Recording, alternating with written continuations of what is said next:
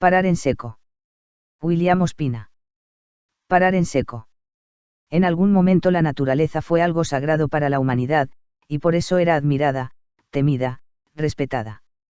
Pero esa comunión se rompió. El hombre se volvió arrogante, se consideró el centro del universo y juzgó que la naturaleza era suya, que estaba ahí para su dominio y su explotación. En este ensayo, William Ospina reflexiona sobre este proceso y rastrea sus huellas en las religiones, el arte, la filosofía, la ciencia, la historia, la literatura, y llega a la dramática conclusión de que es urgente un alto en el camino, pues lo que está en juego es la supervivencia del planeta y de la raza humana. En nada se conoce tanto el brío de un potro como capacidad de parar en seco. Montaigne, Ensayos. Capítulo 1. El gran malestar.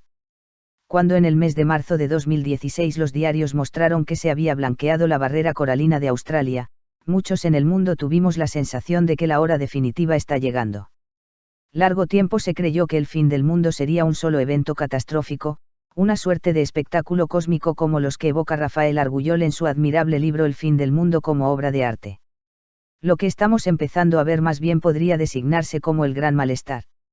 No carecerá de catástrofes, las erupciones volcánicas desde Islandia hasta Indonesia, el continente de plástico del Pacífico, la desaparición de los hielos del Ártico, el peligro alarmante del derretimiento del permafrost de Siberia que guarda frágilmente los mayores depósitos de metano del mundo, la muerte masiva de especies como lo que se ha dado en llamar recientemente el apocalipsis de las abejas, pero el actual calentamiento global, cuyos diagramas nos alarman día a día, puede no consistir en un mero aumento de temperaturas, sino en un progresivo enrarecimiento de las condiciones de vida en el mundo. Lo sentimos en el clima, con veranos e inviernos cada vez más alterados, con el desplazamiento de los mapas vegetales, con la modificación de los nichos de las especies de plantas y de insectos, con el extravío de bandadas y cardúmenes, con la mutación de los virus y la amenaza creciente de las pandemias. Un planeta que durante milenios ha sido el escenario más propicio para la vida, para nuestra forma de vida, podría transfigurarse ante nuestros ojos en una morada inhóspita, de sol calcinante, de aire tóxico, de agua impotable, de pieles irritadas, de complicaciones respiratorias, donde los tejidos enloquezcan, los sentidos se alteren y los gérmenes escapen a todo control. Alcanzada, como lo hemos logrado hasta ahora, la era de mayor seguridad en el transporte aéreo, con máquinas casi perfectas que alcanzan su destino con una precisión asombrosa, corremos el riesgo de que el aire, todavía apacible salvo en ligeras zonas de turbulencia, se llene de peligros imprevisibles. No queremos barreras de hielo súbitos, granizos intempestivos, turbulencias que podrían convertir la atmósfera en rizos más indóciles que las olas de Australia. Ya los médicos advierten que la dádiva de los antibióticos, que hace medio siglo nos convencieron de que habíamos triunfado sobre las infecciones, no solo podría revertirse, sino dar pie a una generación de bacterias y de virus reforzados. La vida tiene el deber de luchar y de defenderse en todos los organismos y en todas las especies. Si los gérmenes son un peligro para nosotros, no debemos olvidar que nosotros somos un peligro para los gérmenes, y que ellos tal vez sepan protegerse mejor. La era de la dominación estúpida y carente de escrúpulos de los humanos sobre la naturaleza, podría dar lugar a una súbita mutación que vuelva a hacer de nosotros la más frágil de las especies. Y ello habrá ocurrido, asombrosamente, gracias a nuestro talento, nuestro saber y nuestra insuperable soberbia. Es probable que solo hayamos empezado a advertirlas cuando buena parte de las alteraciones ya estaban en marcha. No es fácil decir cuándo comenzó el ser humano a ser consciente de sus propios maleficios. Cuando Isaac Asimov y Frederick Pohl escribieron alarmados su libro La ira de la Tierra, ya todo estaba seriamente alterado. Cuando en 1959 Aldous Huxley lanzó sus tremendas advertencias en las conferencias de Santa Bárbara, California, a las que llamó la situación humana, ya muchos males estaban declarados. Cuando Humboldt, a mediados del siglo XIX describió la Tierra como un organismo viviente, en el que todo depende de todo, en el que no hay movimiento que no tenga su réplica ni fenómeno que no aliente su contrario, ya estábamos advertidos de que toda alteración del equilibrio forzosamente producirá consecuencias. El planeta sabe equilibrar sus fuerzas, pero estaríamos locos si pensáramos que lo hará en beneficio de alguna especie en particular, y menos de aquella que está alterando todo de un modo destructivo. La condición única de la vida es el equilibrio original, toda alteración arbitraria y sobre todo excesiva despertará fuerzas que no pueden sernos propicias, el mundo se equilibrará sacrificándonos. Si la Tierra se convirtiera en un nicho rojo de selvas tóxicas, o en el desierto que anunciaba Nietzsche, la Tierra lo aceptará como su nueva realidad, exactamente al modo como la barrera de arrecifes coralinos de Australia se está convirtiendo ante nuestras cámaras en una muralla blanca de corales muertos donde ya las algas no encontrarán sustento ni exhalarán oxígeno a la atmósfera. El calentamiento global no es otra cosa que una fiebre planetaria, pero toda fiebre es el síntoma de una enfermedad que puede minar, no apenas la salud de unas especies, sino la totalidad de la vida. Como lo sintió Humboldt, hay un continuum de la vida planetaria. Se ofrece ante nuestros ojos bajo la apariencia de seres individuales, de especies perfectamente diferenciadas, pero sin duda unas especies son complementarias de otras, toda selva es un diálogo de fuerzas, formas, sustancias, ritmos y metabolismos, y por eso cuando nos dicen que un ecosistema solo está completo si hay felinos en él, nos están señalando que un tigre, un jaguar o una pantera, no son criaturas particulares sino la manifestación de la salud de un sistema viviente. Son partes significativas de un todo, y a lo mejor la muerte de los jaguares puede comenzar con el palidecer de ciertas flores, el debilitamiento de ciertas piedras, el enrarecimiento de ciertas algas o el silenciarse de ciertos cantos de aves. Una mirada amplia y humana, al oponerse a los esquemas de rentabilidad y de rendimiento, parece regodearse apenas en la contemplación, y a los ojos de los gerentes de lo útil roza los vértigos del misticismo y de la superstición.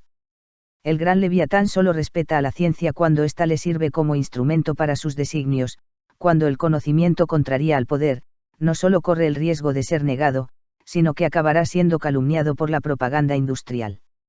Cristo dijo en su tiempo que había que dar al César lo que es del César y a Dios lo que es de Dios. Lo singular de esta época es que ahora el César quiere lo que es de Dios, y ha llegado el momento de gritar que no podemos aceptar ese trato.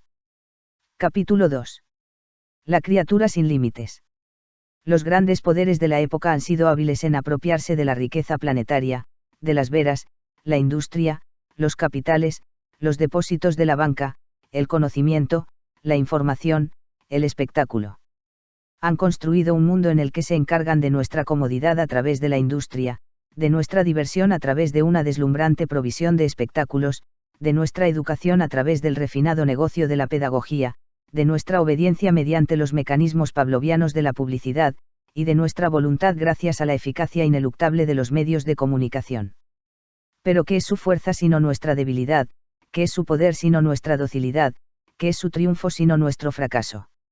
Durante siglos la humanidad se ha engañado en ingenuas luchas políticas por el poder, cuando lo único razonable sería no una lucha por el poder, sino una lucha para negar el poder o para transformar el poder en otra cosa. Si esos grandes poderes lo son es porque tienen a quien proveer, a quien imponer normas, a quien dar órdenes, a quien halagar y adular. Su imponencia no es más que el otro nombre de nuestra renuncia, y a lo mejor es un error luchar contra ellos. A estas alturas de la historia cada vez es más evidente que lo que hay que hacer contra ellos hay que hacerlo en nosotros. La ingeniosa humanidad produjo durante milenios toda suerte de inventos magníficos para hacer la vida más grata, más cómoda, más refinada y más bella. Nadie puede tener ninguna objeción contra el arte humano que produjo el paraguas y la silla plegable, el cepillo de dientes y el jabón perfumado de flores, contra la sabia gastronomía que supo combinar la utilidad y el deleite, contra el conocimiento que unido al ingenio y al buen gusto nos dio almohadas y toallas, inodoros y duchas, la diversidad de nuestros hogares y los calidoscopios de nuestra indumentaria, poleas y ruedas, la posibilidad de calor en la helada y de aire fresco en la canícula. También sería ingrato quejarnos del comercio que unió las caravanas del norte de África con la ruta de la seda, al que convirtieron en arte los marinos fenicios y que ha estado con nuestra especie desde el día siguiente del entierro de Abel. Pero el humano es el aprendiz de brujo, siempre corre el riesgo de que las descomunales fuerzas que despierta se vuelvan contra él. No solo porque, como sostiene Virilio, cada invento trae aparejado su accidente, de modo que al inventar la navegación surgió la posibilidad del naufragio, al inventar el coche la posibilidad del crash y al inventar las máquinas voladoras la posibilidad del siniestro aéreo, sino por el hecho de que somos la única especie natural que no está controlada por el instinto, es rebelde a los límites, y siempre quiere más. A ese apetito prometeico que nos hace querer ser más veloces, más poderosos, más ricos, más diestros y más seguros, a esa competitividad extrema que es una causa poderosa de odios y de guerras, a esa voluntad de dominio que nos ha convertido en la especie hegemónica a la que todo está subordinado, si bien le debemos muchas cosas magníficas que hay en nuestras sociedades, los refinamientos de la industria, los milagros de la técnica, los deleites de la modernidad, le debemos también la reciente irrupción de grandes e inquietantes hechos planetarios que en menos de 2 siglos han alterado el equilibrio natural, han producido daños crecientes que destruyen especies enteras y han puesto en peligro no solo una civilización varias veces milenaria, sino la aventura misma de la vida en la Tierra. Alguien declaró que los verdaderos antiguos somos nosotros y no los hombres del Génesis o de Homero.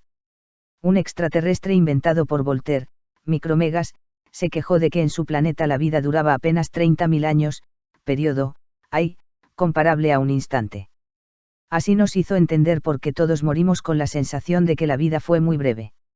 La capacidad de aprender que nos caracteriza, y que es la más terrible de nuestras virtudes, esa sed de novedades, esa gracia de invención, esa curiosidad en la que se funda la novelería de los medios de información y de comunicación, esa pugnacidad que alientan los ejércitos, esa competitividad que evidencian los deportes y los concursos, esa agresividad que parece la ley de la historia, esa avidez de juego, de amor, de velocidad, de triunfo, de riesgo, de delirio, tal vez solo indican que la nuestra es una especie joven, y que tema razón Huxley cuando afirmó que el ser humano es un cachorro. Hasta hace 2 siglos nos movíamos aún al ritmo de los elementos, a la velocidad del caballo y del viento, y se puede decir que cada individuo no consumía más energía que la que podía desplegar gracias a su alimentación, o la que le brindaban algunas conquistas milenarias, como la doma de animales, la navegación y la rueda. Hijos del sol y el agua, gracias a la vida obtuvimos también el beneficio del fuego, pues solo es combustible lo que estuvo vivo, pero nuestro ritmo era desde temprano el de las velas de Odiseo, el de los pasos de Dante y de Virgilio, el de las herraduras de Bucéfalo y de Rocinante, que acompasaron el descubrimiento del globo, de la terza rima y de la narración. La humanidad conoció durante mucho tiempo lo que llamaba Paul Valéry, hablando de Goethe, el arte de las lentas maduraciones. El mundo no solo era ancho y ajeno, viajar a pie era recorrerlo realmente, permitir que ir viviendo las distancias nos madurara para ver las cosas. Tal vez lo más hermoso de los relatos de la antigüedad es el modo como todo había que merecerlo por el esfuerzo, al vellocino de oro no se podía llegar en unas horas, la odisea habría sido trivial regresando en un charter a Ítaca. Claro que nuestra ansiedad anhelaba el encuentro inmediato, pero nadie hallaría una grandeza mitológica en la perseverancia de Ulises si no hubiera tenido que vencer tantos escollos, y si los 20 años transcurridos desde su partida no le hubieran dado a esa historia toda la hermosa y trágica dimensión de la ausencia. Sería interesante saber cuándo empezó la edad de la aceleración. Es muy probable que haya influido en ella un cambio de dieta, y sobre todo la producción de azúcares, que inició una alteración de nuestro metabolismo. Lo cierto es que a partir de cierto momento el ser humano comenzó a gastar más energía de la que era capaz de producir con su cuerpo, y ello debió de ser visto por la cultura como uno de los triunfos de la civilización, aunque era el inadvertido comienzo de nuestros mayores peligros. Ya se sabe que desde los orígenes hubo quien pudo beneficiarse no solo del trabajo propio sino de la fuerza de los animales y del esfuerzo del prójimo. Pero tener, gracias a nuevas fuentes de energía, una fuerza mayor que la de nuestros brazos, la posibilidad de desplazarnos más con menos fatiga, la posibilidad de tener más luz que la que nos daba el sol, de alargar las jornadas, de obtener productos excedentes, sirvió más que cualquier otra cosa para convertir a la especie humana en la beneficiarla principal de los dones del mundo. Primero el talento para suscitar el fuego, luego el arte de dominar y dirigir los elementos, y el poder de explotar la energía animal y de someter por la guerra la energía de los congéneres, ya nos habían dado un poder particular y habían bosquejado el modelo de nuestra dominación planetaria, pero fue la obtención de poderosas fuerzas nuevas debidas a los combustibles fósiles, a la electricidad y al diseño de máquinas lo que disparó de repente nuestro poder de transformar el universo natural. Hasta hacerlo casi irreconocible, lo que potenció nuestra capacidad transformadora hasta chocar de repente con lo inesperado, con la no prevista revelación de que nuestra virtud tiene sus límites. Capítulo 3. El poder de los mitos. Hace siglo y medio, Nietzsche pronunció una sentencia que se fue haciendo cada vez más angustiosa: perecerás por tus virtudes. Nuestras virtudes son innumerables, y si uno de los oficios de la filosofía fue descubrirlas y enumerarlas, su celebración y su estímulo se volvieron con el tiempo el principal señuelo de la publicidad. Pero es importante advertir que desde el comienzo hubo en la historia humana de Oriente y de Occidente, del norte y del sur, héroes y doctrinas que se aplicaron con ardor a contrariar esas virtudes. Hacia el siglo V antes de nuestra era, surgieron la prédica de Buda en la India y la de Diógenes de Sinope en la Grecia clásica. Ambos configuraban una doctrina de la renuncia. Buda, criado entre lujos y protegido de los males del mundo, descubre un día que existen la enfermedad, la vejez y la muerte, y esas tres noticias lo hacen convertirse en un asceta, para buscar por la vía de escapar a la rueda de los deseos la liberación y la felicidad de diluirse en el todo. Diógenes, inducido por una respuesta del oráculo a falsificar moneda, y reducido por ello a prisión, opta por renunciar a toda posesión y vivir en la sabiduría y la pobreza, cobrando apenas una limosna a sus conciudadanos a cambio del beneficio mortificante de decirles siempre la verdad. Esos dos sabios de Oriente y de Occidente prepararon el nacimiento de Jesús, que llevaría la doctrina hasta sus consecuencias más paradójicas. Se diría que Jesús nació para contrariar todas las tendencias espontáneas del ser humano. Ante los que exaltan la virtud del trabajo, declara: mirad los lirios del campo y las aves del cielo, que no trabajan ni hilan, y ni Salomón con toda su pompa vistió como ellos. A quienes aprecian el atesoramiento y la acumulación les enseña, en su oración principal, a pedir solamente el pan de cada día. Recomienda amar a los enemigos, dar al asaltante lo que olvidó llevarse, ofrecer la otra mejilla al que nos golpea. Quiere verse reflejado solo en los más pobres, en los más humildes, en los más desdichados, busca a los enfermos, prefiere a los marginales, acepta la amistad de los mendigos y las prostitutas, recomienda la humildad, aconseja la humillación, anuncia que los últimos serán los primeros, abraza a los leprosos, libera a los poseídos, escoge entre sus discípulos a un traidor venal que le ayudará a cumplir su misión, y en el último instante ofrece a un ladrón un lugar a su lado en el paraíso.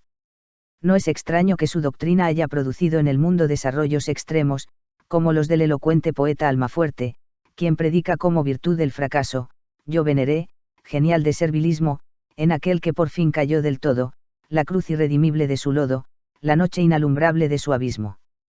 Quien vindica el destino de los parias: yo repudié al feliz, al potentado, al honesto, al armónico y al fuerte, porque pensé que les tocó la suerte, como a cualquier taur afortunado. Y también intenta una rebelión contra las normas: yo derramé, con delicadas artes sobre cada reptil una caricia, no creí necesaria la justicia cuando reina el dolor por todas partes. Los que más han estudiado a Cristo en nuestro tiempo coinciden en que quien mejor lo entendió fue uno de los anónimos soldados que lo arrestaron en el huerto, y que le comentó a su compañero: nadie ha hablado como este hombre. Con todo, creo que Cristo, Diógenes y Buda, en sus más bellas manifestaciones, serán todavía personajes claves del futuro, porque el mundo está como nunca en manos de la opulencia insensible, de una idea del triunfo desalmada y perversa, y de una legalidad infame, que es capaz de justificar que el 1% de la población del planeta sea dueño de la mitad de la riqueza, que castiga al pobre que se roba el pan pero bendice a los bancos que arrebatan a las gentes sus casas, que se ensaña con las infracciones mínimas de los desposeídos pero autoriza las guerras de despojo y la voracidad de las corporaciones, que hipócritamente castiga al torpe que maltrata a un animal pero permite en la penumbra de los laboratorios la alteración irreparable del patrimonio genético de las especies. El siglo XX fue el siglo de Hegel, de la idea bien intencionada de que la tarea del espíritu era tomarse el Estado y transformarlo lentamente en convivencia humana, destruyendo a aquellos sectores que tiranizaban o desviaban de sus fines a la humanidad. Pero un compañero de estudios de Hegel, Friedrich Hölderlin, que había discutido con él tarde a tarde durante toda la adolescencia y comprendía la magnitud del error, escribió en su hermosa novela Hiperión la sentencia definitiva sobre el tema: siempre que el hombre ha querido hacer del Estado su cielo, se ha construido su infierno. Hölderlin comprendió por qué Cristo se había convertido en el Dios de Occidente, en el Dios que suprimió el panteón griego y que se exaltó en la figura mítica a cuya sombra nacerían y se fortalecerían la edad de la razón, el triunfo de la humana sobre las otras especies, el primado del espíritu sobre la materia, y la peligrosa entronización del hombre como imagen y semejanza de la divinidad. Hölderlin no veía eso como un error sino como una conmovedora tragedia. Hasta el nacimiento de la ciencia griega, el mundo había estado protegido por un denso velo de sacralidad, la naturaleza era divina y no podía ser profanada por los experimentos de la curiosidad o de la sed de saber. Pero una vez alcanzado el estatuto de la geometría, una vez entrevista la tentadora aventura del conocimiento científico, que acaso podría develarnos todos los secretos, las leyes y las posibilidades de la naturaleza, el insaciable espíritu humano no estaba en condiciones de renunciar a esa tentadora manzana. 5 siglos pasaron desde el momento en que Platón interrogó en sus diálogos todo el saber de su época, y en que la aventura de la razón griega formuló su proyecto, y un debate profundo conmocionó el inmenso mundo sobre el que Grecia ejercía su influencia espiritual.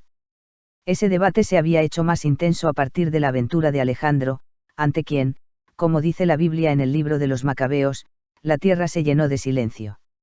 Auerbach ha dicho que los silencios de la Biblia no son vacíos, sino que son silencios donde ocurren cosas, y que están llenos de secretas maduraciones.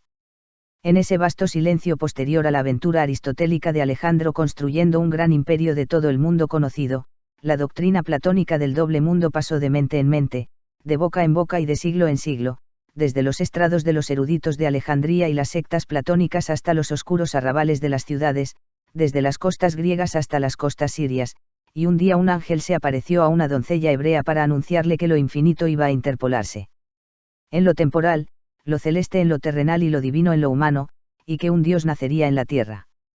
Todas las arcillas del mito convergieron, no tanto en Belén, donde nació la criatura en el año 0 de nuestra era, sino en toda la tierra de Judea, de Siria, de Turquía, de Grecia y de Roma, donde la memoria borrosa del predicador Jesucristo, venerado y odiado con pasión por muchos hebreos de su tiempo y crucificado por las autoridades romanas a instancias del pueblo, fue reconstruida a lo largo de un par de siglos a partir de su ejecución, hasta dejarlo convertido en el Dios de la nueva edad del mundo. Durante 20 siglos los escépticos agotaron los recursos de la razón para negar la divinidad e incluso la existencia histórica de Cristo, pero los creyentes encontraron en todas esas negaciones fuerza para argumentar su verdad y su fe. Porque los mitos no son refutables, y el de Cristo es el mito más firme de toda la historia de Occidente. De aquel hombre Dios, frágil y conmovedor, que predicaba en los desiertos y a la orilla de los lagos, que multiplicaba los panes y los peces para alimentar a sus auditorios absortos, que curó sin darse cuenta a una mujer solo porque ella tocó su manto, que fue atormentado, asesinado y sepultado, se extendió la fama de que había resucitado a los ojos de los soldados que custodiaban su tumba, de que se había aparecido a sus discípulos y sus amigos en los días siguientes, y que a la vista de todos ellos había ascendido al cielo en cuerpo y alma, prometiendo volver para instaurar el reino milenario.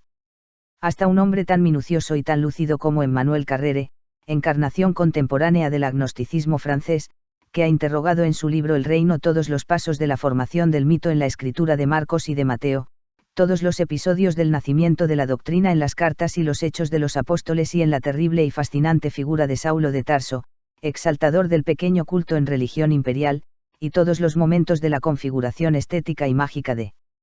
la leyenda en la novela de Lucas y en las tremendas ficciones filosóficas de Juan Evangelista o en las revelaciones de Patmos, se detiene ante Cristo, a las puertas del escepticismo, casi convencido de divinidad. Y el propio Fernando Vallejo, el más indignado impugnador de los crímenes de la Iglesia, incapaz de creer en la divinidad de Cristo, ha gastado sin embargo sus ojos interrogando el primer siglo de la era cristiana, tratando de ver el momento en que por primera vez el nombre de Cristo aparece en los manuscritos, esforzándose por examinar todos los argumentos, desde los evangelios canónicos hasta los apócrifos, desde las cartas de Pedro y de Pablo hasta el polémico e inquietante testimonio Flaviano, para poder juzgar aquella leyenda con todo el rigor de la historia.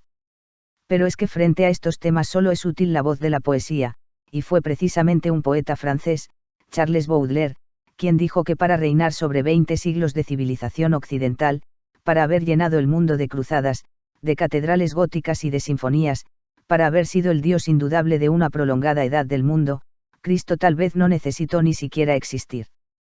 Capítulo 4. La era cristiana.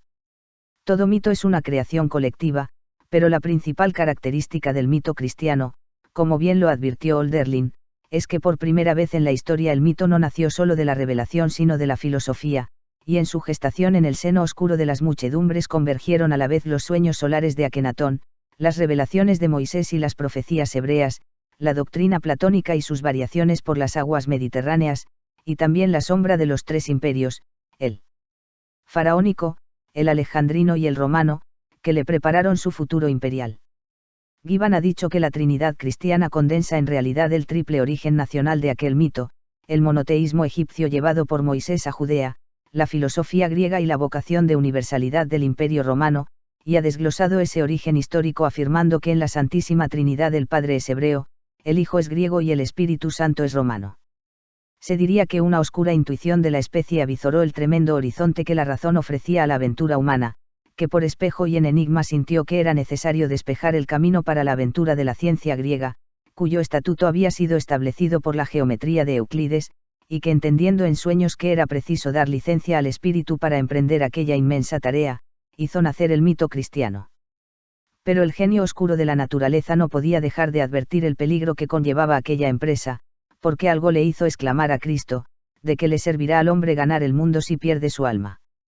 Tal vez por eso Cristo, y con él todos los anunciadores de su advenimiento, acuñaron esa paradójica doctrina de la renuncia, de la privación, de la austeridad, de la paz y de la extrema vigilancia de la soberbia humana, ya que era él, como expresión, diría Hegel, del espíritu universal, quien secretamente estaba permitiendo que la humanidad avanzara por el camino de Pitágoras y de Tales de Mileto.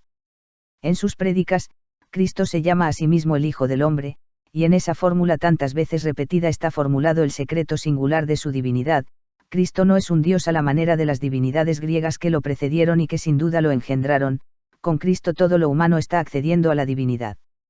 Con Cristo lo divino, que antes estaba disperso en la naturaleza, en la acuosa turbulencia de Poseidón, en la fecundidad de Gea, en los bosques de Artemisa, en la carnalidad de Afrodita, en las cóleras de Ares, en la forja de truenos de Zeus, en la armonía luminosa de Apolo o en la orgiástica embriaguez de Dionisos, esa divinidad antes dispersa en las infinitas fuerzas del mundo se repliega y se condensa en el espíritu. A partir de Cristo solo hubo divinidad en el espíritu, del que la mente humana era el nicho terrestre, y se cumplió la inmensa desacralización de la naturaleza que alarmaría en su tiempo a Juliano, el emperador. Ello no podía conducir de inmediato a una instauración de la naturaleza como objeto de investigación y de conocimiento, aunque ya se había abonado el terreno con la aventura aristotélica de Alejandro, pero el hecho fundacional del mito cristiano se había cumplido, la exaltación del hombre como medida de todas las cosas.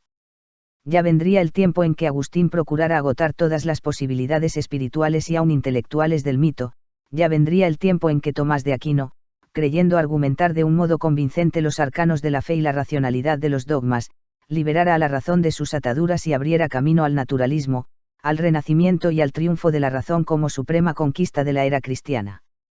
Muchos ven en la furia de la Iglesia contra la visión de los infinitos mundos de Giordano Bruno, o en su represión contra el pensamiento de Galileo, una prueba de que el cristianismo no puede haber sido el fundamento del triunfo de la razón, pero la historia no procede a través de fuerzas unívocas sino de grandes vacilaciones y extravíos y cismas, y si primero el cristianismo echó mano del dogma y de la violencia para imponer su doctrina de la fraternidad y del triunfo del espíritu, también sus propios crímenes lo obligaban a encorvarse en el remordimiento, y si Agustín quiso detenerlo en el espiritualismo, en el desprecio por la materia, Tomás, como bellamente lo ha argumentado Chesterton, mientras reconciliaba a esa religión con el mundo y con el goce de vivir, gastó sus vigilias sacando de su cabeza argumentos más sutiles y abundantes que su propio cabello, para darle un fundamento racional a todo aquello para lo que antes bastaba la fe. Según las iglesias, el hecho central de la misión de Cristo fueron la redención, el misterio del Gólgota, la muerte de Cristo para redimir a los hombres de sus pecados. Pero Hölderlin, y a través de él la poesía de Occidente, procurando con audacia retornar al papel de la poesía antigua como intérprete y modificadora del mito, ha cantado que el de Cristo no es el mito de la redención sino el mito de la ausencia, que su momento más significativo no es el Gólgota sino la ascensión al cielo en cuerpo y alma, que lo que la historia nos revela es que la misión de Cristo no se realizó en la cruz sino en la ausencia, que Cristo es el Dios que se fue y que al irse dejó a los seres humanos solos con la historia.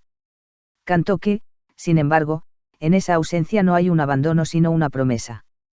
Es como si nos dijera, una vez que el espíritu humano avizoró la posibilidad de explorarlo todo, de conocerlo todo, de transformarlo todo, la complexión prometeica de nuestra especie no estaba en condiciones de renunciar a esa tentación, había que aceptar el desafío del genio tentador y morder la manzana. Y bien ha dicho Oscar Wilde que la única manera de escapar a la tentación es cayendo en ella. Hölderlin siente que el ser humano tenía que explorar ese rumbo y que, de algún modo, Cristo es el camino que siguió para desacralizar el mundo y para divinizar solo el espíritu. Pero no lo hizo sin dejar abierta de un modo ciertamente divino la posibilidad de revertir o al menos de detener ese proceso. Anunció que su partida no sería definitiva, que lo divino volvería al mundo, aunque todavía los poetas no han cantado cuál será la forma de ese retorno. Porque el retorno de Cristo todavía no tiene su poema, y sería ingenuo pensar que va a consistir en el descenso de un ser entre nubes luminosas a impartir sobre nuestro siglo la justicia de hace 2000 años. Ello equivaldría a afirmar que toda la aventura cristiana fue una pausa vacía, y las ausencias en el mito, para seguir una vez más a Auerbach, son silencios en los que ocurren cosas. Una de las cosas que ocurrieron es que verdaderamente el espíritu humano desarrolló las ciencias, no solo para penetrar en los secretos de la realidad y para descifrar las leyes, sino para acceder a los poderes de la divinidad. Occidente primero y el mundo entero después avanzaron gradualmente en el mito de la divinidad del espíritu y en la desacralización de la naturaleza. Solo gracias a esa misteriosa licencia el ser humano pudo aplicarse a la tarea gradual y creciente de investigar el mundo, de desentrañar sus leyes, de dominar sus claves secretas, de utilizar paso a paso esos conocimientos, transformando la realidad, asumiendo poderes cada vez mayores, hasta sentirse en condiciones de intervenir en los arcanos de la realidad, penetrar en los abismos del átomo y de la célula, descifrar el código genético, alcanzar los últimos engranajes del mundo físico. Decodificar el lenguaje matemático del universo, y llegar al momento en que ya está en condiciones de modificar el texto de la naturaleza, de cambiar la letra del mundo, de alterar las leyes de la vida y hasta de destruir el cuerpo humano, obrando sobre su tejido íntimo mutaciones impredecibles. Capítulo 5. La religión del progreso.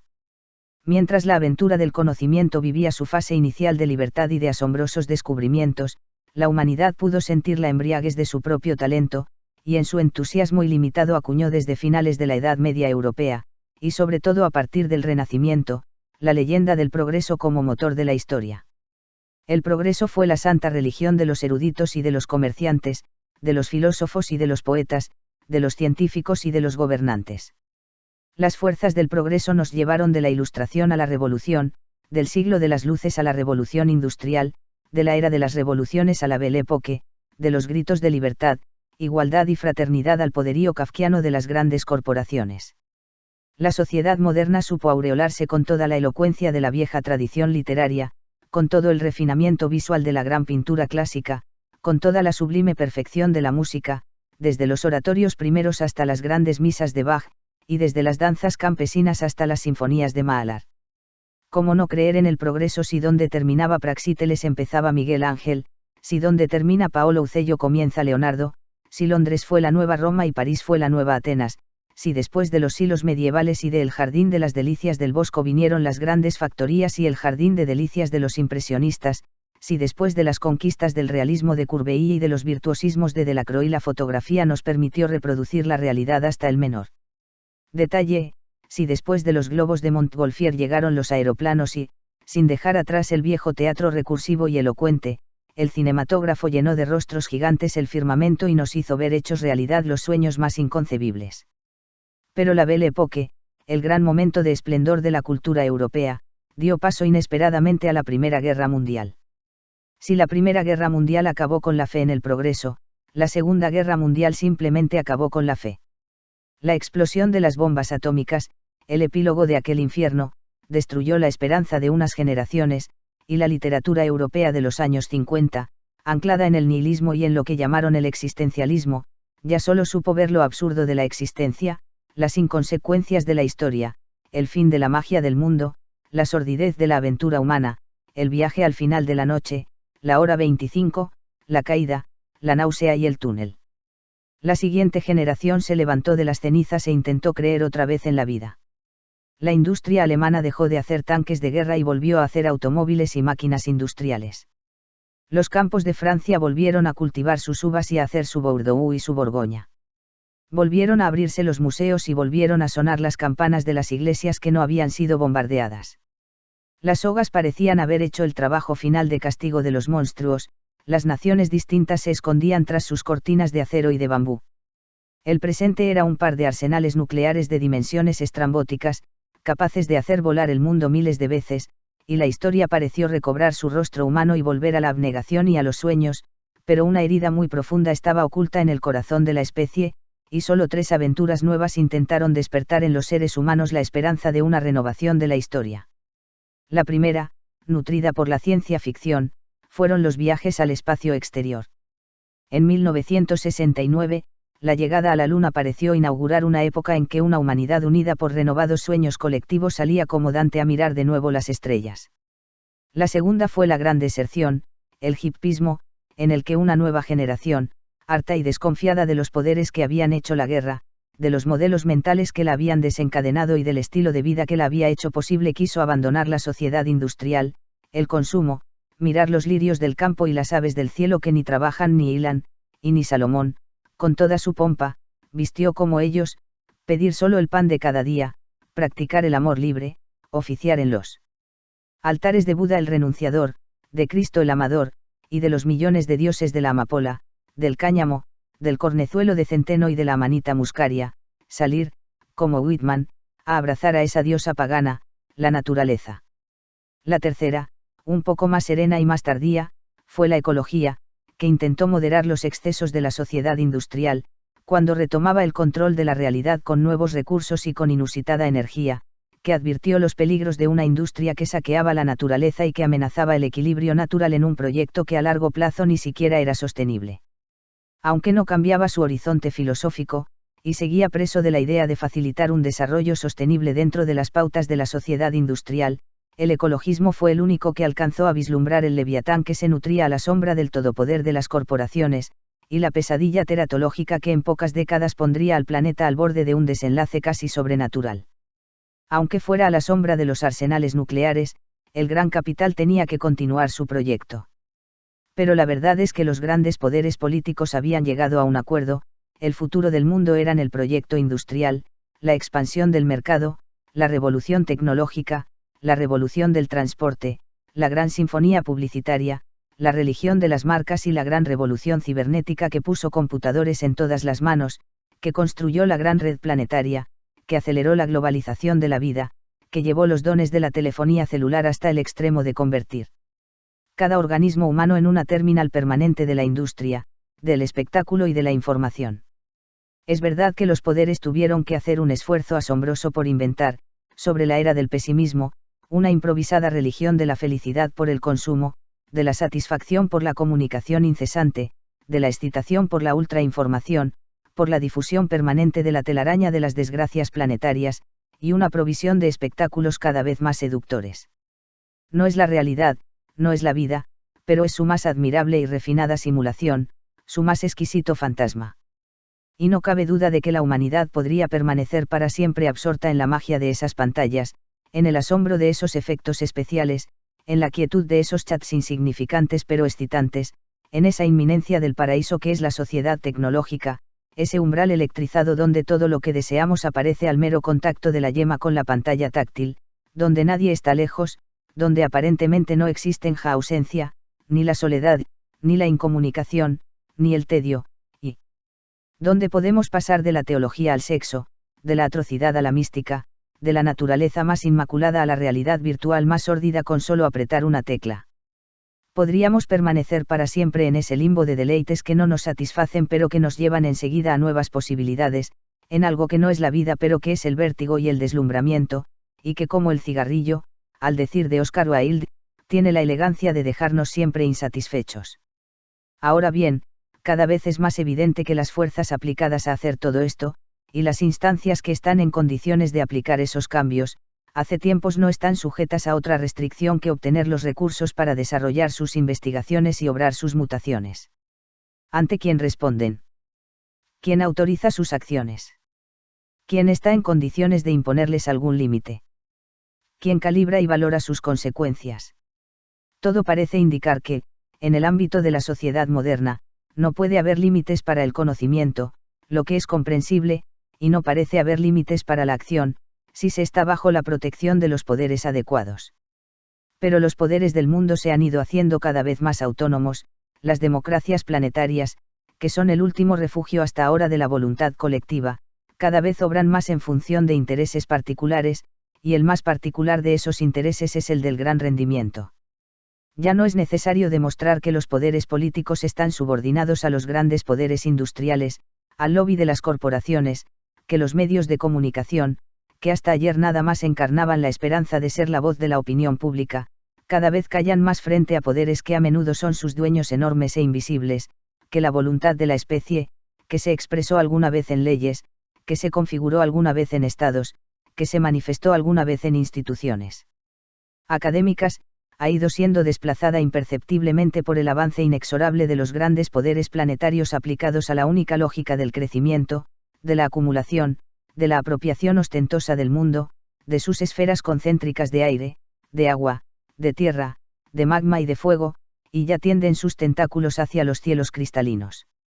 Y sobre todo, ya no es necesario agotarse en argumentos para demostrar que todo ese poder acumulado y voraz que acapara la tierra y el aire, el agua y el subsuelo, no solo lo hace cada vez menos para beneficio de la humanidad, sino que está destruyendo eficazmente con nuestra incesante complicidad el viejo universo de los dioses, envenenando los manantiales, degradando las aguas, contaminando los suelos, cercando de basura las ciudades, cubriendo de desechos no biodegradables los océanos, y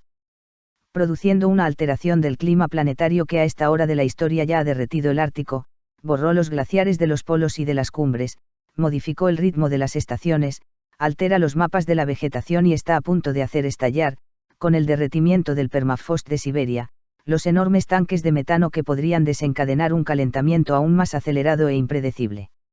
Esos mismos poderes que envenenan la atmósfera, y que destruyen el antiguo tesoro gastronómico de las culturas arrojando en nuestro plato los improvisados engendros de la experimentación genética, el plato de orugas sin nombre de los últimos días, no solo propician con el cambio climático la mutación de los microbios y la amenaza de las pandemias, sino que han reemplazado la vieja sabiduría de la medicina preventiva que se basaba en la alimentación, en la higiene, en la vigilancia y en la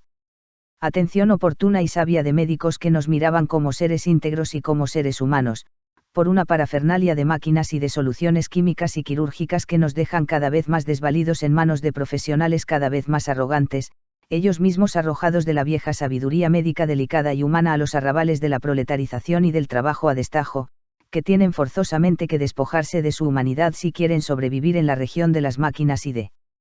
su mirada de hielo. Capítulo 6. La Madre Tierra. Cuando a comienzos del siglo XIX 3 adolescentes románticos redactaron en el seminario de Tubinga el más antiguo programa sistemático del idealismo alemán, propusieron, con una sabiduría y una sensibilidad que serán cada vez más visibles, que la humanidad necesita con urgencia mitos nuevos. Esos jóvenes eran la primera generación de los hijos de Kant y sabían que, después de laboriosos siglos de exploración del mundo y de conquistas de la razón, ya no sería posible para la humanidad volver a los mitos caprichosos de una edad más ingenua, los dioses en que ahora debíamos creer no podían ofender a la inteligencia. Ese había sido el fruto de 20 siglos de triunfo del espíritu, ahora necesitábamos mitos que no repugnen a la razón, e ideas razonables que no se riñan con el sentido estético de la realidad. Añadieron que eran precisos mitos que hagan sensibles a los sabios y razonables a los pueblos, y aquellos jóvenes, Hegel, Schelling y Hölderlin, se aplicaron a la búsqueda del remedio por caminos distintos. Tal vez el ejemplo más fiel de aquella búsqueda sea el poema Al Éter, de Hölderlin, que nos hace sentir el carácter divino del aire sin renunciar a mostrarlo como un elemento, y que es a la vez pensamiento, emoción, fantasía, canto y plegaria, como lo sería después el poema del cuarto elemento, en el que Jorge Luis Borges discurre sobre el agua, pasando de la mitología a la historia, de la literatura a la experiencia cotidiana, de la reflexión filosófica a la fantasía, y del canto a la conmovida oración. Recientemente los pueblos de América Latina, a los que siempre se les impuso el deber de nombrar a Dios en sus constituciones políticas, han optado por incluir en sus textos constitucionales el carácter sagrado de la tierra nutricia y las virtudes civilizatorias de la austeridad y del respeto por el mundo, y no tardó el racionalismo en descalificar esas propuestas como supersticiones. Pero cada vez es más evidente que, si queremos sobrevivir, serán el sol y el viento los principales proveedores de nuestra energía, que del sol, del que ya brotó nuestra vida, brotarán como de un surtidor nuestros sueños y nuestros inventos futuros, y que si Spinoza pudo sugerir que el universo es uno de los nombres de Dios, no será tan insensato ver en el sol y en la tierra nuestras divinidades. En esa medida, uno de los más hondos textos religiosos está en aquellos versos de Whitman: yo creo que una hoja de hierba no es menos que el camino recorrido por las estrellas, y que la hormiga es perfecta, y que también lo son el grano de arena y el huevo del zorzal, y que la rana es una obra maestra, digna de las más altas, y que la zarzamora podría adornar los salones del cielo, y que la menor articulación de mi mano puede humillar a todas las máquinas, y que la vaca que pace con la cabeza baja supera a todas las estatuas, y que un ratón es un milagro suficiente para confundir a millones de incrédulos. Los nativos de América no entendían que los europeos se burlaran de ellos porque veneraban como dioses a la luna y al sol, y querían sin embargo obligarlos a rezar de rodillas ante un par de leños cruzados, con el argumento de que ese era el patíbulo donde había sido sacrificado un hombre muy bueno. En esa sola imagen está resumido todo el debate moderno sobre la civilización y la barbarie. Como dijo Montaigne, tendemos a llamar bárbaro a lo que piensan los otros, aunque resulte mucho más sensato. Hay quien ha dicho que no se puede hablar de la tierra como de una madre, porque la tierra no solo nutre y protege sino que también puede ser una potencia destructiva y llena de catástrofes. Pero las mitologías siempre supieron ver esa complejidad de los símbolos que les cuesta tanto ver a los ingenuos racionalistas. En uno de sus bellos poemas a la Virgen María, Chesterton ve pasar a la luna por el cielo y no deja de percibir sus hondas proyecciones fantásticas, la oscura Diana de las grutas, dice, cuyo nombre en el infierno es Hécate. Pero es la lectura de Sigmund Freud lo que mejor nos ayudará a entender por qué si podemos ver a la Tierra como a una madre. No es que la naturaleza no sea destructiva. En ella están por igual Brahma, el creador, Vishnu, el protector, y Shiva, el gran destructor. Amarla no supone solo intimar con ella sino también respetarla, temerla, interrogarla sin fin. Pero lo que nos ha mostrado la instructiva experiencia de nuestra hegemonía es que los niveles de destrucción de la naturaleza pueden ser mucho mayores si alteramos su equilibrio sin prudencia y sin escrúpulos. Siempre habrá un monte Tambora listo para hacer erupción, con su terrible y fascinante provisión de tsunamis, crepúsculos sangrientos, sinfonías y monstruos, y siempre habrá procesos naturales que escapen a nuestro control, pero si nos interesa la aventura humana conviene que la civilización no consista en maltratar la cola de un dragón dormido. Tal vez no esté en nuestras manos impedir que los ciclos del universo acaben con el mundo en 10 millones de años, pero sí podemos evitar que nuestro ingenio lo destruya en 3 siglos. A lo mejor una larga aventura de conocimiento nos enseñe cosas tan asombrosas como las que prometen la meditación cartesiana y la filosofía de Husserl, nos revele verdades tan conmovedoras como las que vislumbró Dante en el último canto de la Divina Comedia, o nos brinde poderes tan increíbles como los que entrevió Novalis en los apuntes de su enciclopedia, pero lo que estamos haciendo hoy es usar la vara mágica no para sosegar los océanos sino para despertar a los monstruos. Fin. Parar en seco. William Ospina.